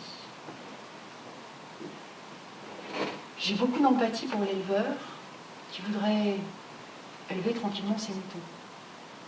J'ai aussi beaucoup d'empathie pour l'écolo qui voudrait réintroduire le loup dans la nature, protéger l'environnement. Et puis j'ai de l'empathie pour le randonneur qui voudrait se balader sans se faire bouffer les fesses par un patou. Et puis le chasseur qui voudrait s'amuser. Quand ça fait un peu tempête sous le chapeau. Et puis avec cette empathie, c'est embêtant parce que, en fait, moi je voudrais le bonheur pour tous. Ouais, bon, pas tout de suite. J'ai de la patience. Moi je pense que dans une filière textile, il devrait y avoir de la place pour tout le monde. De la place pour l'agriculteur, évidemment. Mais une fois qu'on a récolté le chanvre, on n'a pas une chemise. On n'a pas un t-shirt. Il faut commencer par le rouir, le chanvre. Pour rouir le chanvre, il y a plusieurs techniques. Alors, moi, j'aimerais bien qu'on se mette d'accord avec l'agriculteur pour qu'on puisse rouir sur le chanvre. Ça veut dire qu'on va occuper le champ un peu plus longtemps, au moins un mois, mais c'est un procédé qui n'est pas polluant. Si l'agriculteur n'est pas d'accord, on peut toujours le rouir en eau stagnante ou en eau courante. Mais ça, c'est un petit peu polluant. C'est un peu plus rapide, mais ça donne une production de moins bonne qualité. Bon, il va falloir réfléchir. Hein. Et puis, une fois qu'on a rouillé le chanvre, il va falloir le tailler. Alors, pour tailler du chanvre, ça, c'est pas du chanvre, c'est de l'ortie. Pour tailler de l'ortie, eh ben, en fait, il s'agit de dégager la paille. Alors, je vais essayer de ne pas lui en mettre partout. Tu vois? Ça, c'est les fibres. Alors, je fais ça comme un peu chaud parce que c'est un peu long et puis je sens que je suis peut-être fatiguée. Voilà. Ça va être délicat. Hein. On n'est pas arrivé à la cheminée. Il va peut-être falloir réfléchir à des outils. Avant la prohibition aux États-Unis, ils réfléchissaient à des outils. Ils en étaient à une taille assez importante. En fait, la difficulté du taillage, c'est que la fibre, c'est comme les cheveux. Ça s'en mêle. Du coup, ça s'en mêle dans ta machine. Voilà, ça peut être vraiment galère. Peut-être qu'il y a des gens qui auraient envie de réfléchir à faire des outils qui travaillent le bois, ou le métal, ou je ne sais quoi. Puis après, une fois que c'est taillé, c'est pas fini, hein. Faut le filer. Et le chanvre, c'est beaucoup plus difficile à filer que le coton ou la laine. Et puis une fois que c'est filé, il faut le tisser. Alors, on va utiliser des métiers à bras ou des métiers mécaniques? Voilà. Et puis, on va faire ça de manière industrielle ou... Il va falloir réfléchir. Hein. Moi, j'ai décidé que le filage, c'est pas pour moi. Je tricote trop, je préfère tricoter que filer. J'aimerais bien qu'il y ait des petites unités de filage. Oh, mais alors, petit. À quel moment on passe du petit au grand? Je sais pas. Il va peut-être falloir essayer. Il y a peut-être d'ailleurs des expériences qui se sont déjà faites autour de la laine. Je pense à l'Angleterre ou d'autres initiatives. Et puis, il va également falloir réfléchir à comment on finance tout ça. Le crowdfunding, il y a des gens qui ne sont pas d'accord pour le crowdfunding. Moi, je dois dire qu'ils financent les entreprises privées avec nos impôts, Le crowdfunding, je trouve ça un peu fort du café. Et puis, on va les teindre. Alors, on va teindre les fils, ou on va teindre les pièces, ou... Puis on fait ça pour qui? On fait ça pourquoi? On va faire des réunions, là. Il n'y a pas quelqu'un qui voudrait faire la cuisine? Ou peut-être un viticulteur, ou un brasseur? Et là, on va peut-être retrouver un petit peu d'interdépendance dans la filière textile. Alors moi, je veux bien je veux bien faire des patrons. Puis je veux bien former des gens aussi. Et puis je veux bien continuer de me former. J'ai repéré que la formation, pour moi, quand je donne, je prends, je donne, je prends, wow, là c'est au top. J'aimerais bien continuer de me former avec Geneviève César-Dorin, qui a trouvé une méthode de vêtements en un seul morceau, qui me paraît une excellente alternative aux boîtes qu'on nous impose aujourd'hui. Et puis il va peut-être falloir réfléchir aussi, alors on fait de la série ou on fait de la pièce unique? Moi, il y a déjà pas mal de temps, j'ai découvert un truc qui me paraissait vraiment sympa, la demi-mesure. En fait, ça me paraissait sympa parce que moi, quand je fais de la retouche, il faut que je commence par démonter toutes les finitions. La demi-mesure, c'est tu fabriques en série des vêtements que tu finis pas. Bon, peut-être t'en finis un pour le mettre dans la vitrine, parce que sinon, ils ne vont peut-être pas vous voir. Mais ton client, il enfile un truc qui n'est pas fini, tu lui mets 2-3 épingles pour l'ajuster, il va finir ses courses, et quand il revient, il a un truc qui lui va nickel. Ça pourrait être génial, ça. Alors, vous avez peut-être compris, pour l'aspect commercial, il ne faut peut-être pas compter sur moi. La gestion des stocks, parce qu'en fait, je sais très bien compter. Hein. Il y a une autre question. Celui qui participera à tout ça, il va réduire le prix de la marchandise, mais de combien? Je ne sais pas. On va faire des rimes. Mais ça c'est pour demain. Qu'est-ce que je dis demain? C'est pour dans un moment. Hein. Moi, je voudrais agir là, demain. Demain, j'aimerais bien participer à l'élaboration d'une vétothèque. À la bibliothèque, tu vas chercher des livres. À la vétothèque, tu pourrais aller chercher des vêtements. Plutôt que d'avoir des placards pleins et que tu ne sais plus quoi en faire, t'en prends, tu les gardes 3 semaines, t'en as marre, tu le ramènes, t'en prends un autre. Et voilà. Il va falloir faire des règles, hein, parce que tu ne les ramènes pas pourris, dégueulasses, ni déchirés. Puis si tu le déchires quand même, tu apprends à le réparer. D'accord? Enfin, on va trouver des arrangements. Mais ça, c'est encore demain. Et pour tout de suite, là, maintenant. Et bien tout de suite, là, maintenant, je vous propose de regarder le langage. Quand je m'habille, j'utilise un mot qui vient du latin abere. Abere, en latin, ça veut dire avoir. Quand je me vais, je ne dis pas ça tous les jours, hein. Quand je me vais, j'utilise un mot qui vient du latin, qui veut dire vestir, ça veut dire couvrir. Quand je m'habille, je montre mon rang social. Je montre mon appartenance à un clan. Quand je me vais, il fait froid dehors, je mets un pull pour ne pas me l'écailler.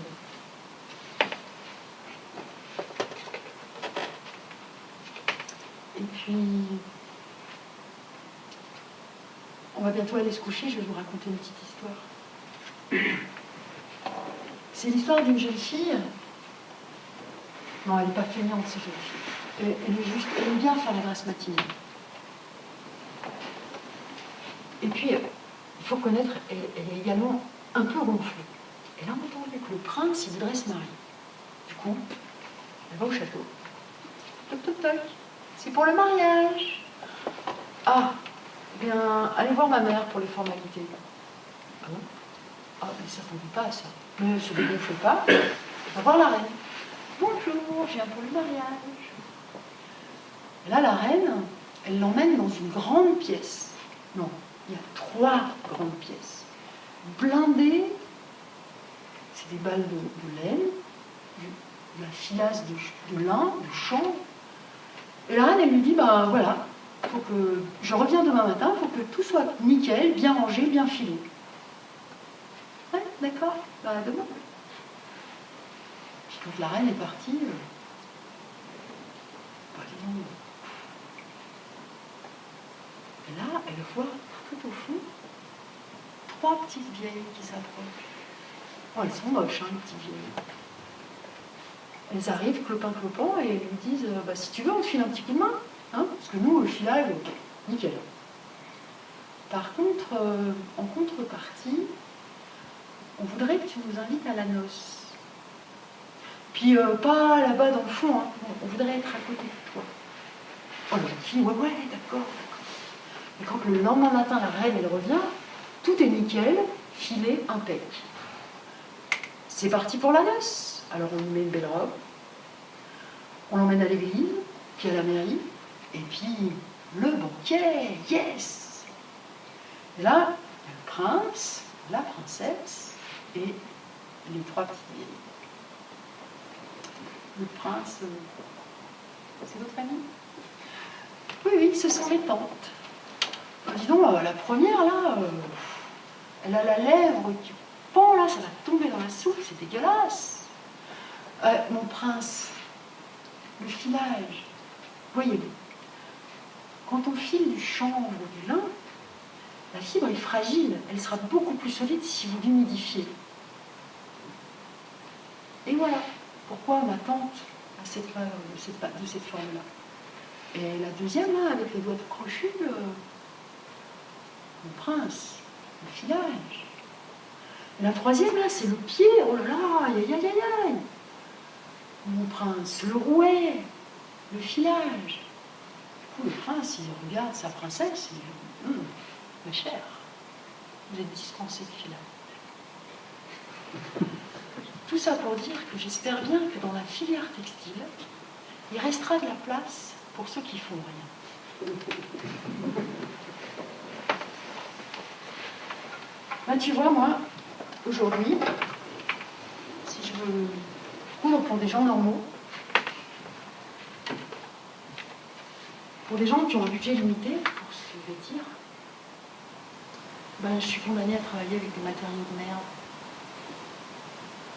À 2 € le mètre, je commence à trouver du tissu.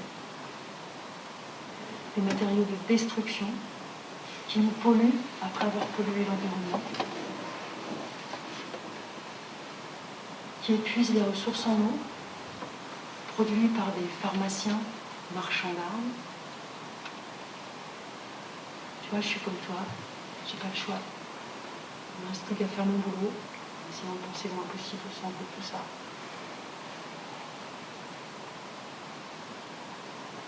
J'ai pas le choix. De nom de Dieu, de tonnerre de Zeus, et le libre arbitre alors. J'ai le choix entre la peste et le choléra, entre le coton et le polyester. Parce que les tissus de chanvre que j'achète là, 15 € le mètre, et pour faire un pantalon, il en faut 1,50 m. Combien tu vas me donner de l'heure si tu peux acheter un pantalon à 2 € au fripe? Tu sais comment je résiste à tout ça? En brodant. La broderie, c'est l'activité qui utilise le moins de matières premières à l'heure. Avec 10 grammes de fil, je peux m'activer pendant des heures, des jours, des semaines. Ça dépend de l'épaisseur du fil.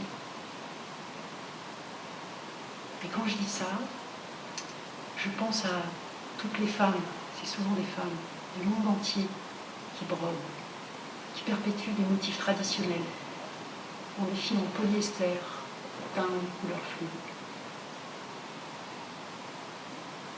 Mais résister, c'est usant. Le métier m'a appris qu'un fil, tout seul, c'est fragile, alors que plusieurs fils ensemble, c'est beaucoup plus résistant. Et les fils qui se croisent et s'entrecroisent, qui forment des boucles, et parfois même des nœuds, ça fait de la belle étoffe. Et moi, en plus, j'aime bien travailler des étoffes avec des fils différents. C'est vrai que c'est un peu plus difficile à travailler, mais la diversité, c'est aussi de la beauté. Alors, pour avoir de vrais choix, unissons-nous. L'union fait la force, camarades. Car notre règne arrivera quand votre règne finira. Nous tisserons le linceul du violon, car déjà on entend la révolte qui tombe. C'est nous les canuts, nous n'irons plus.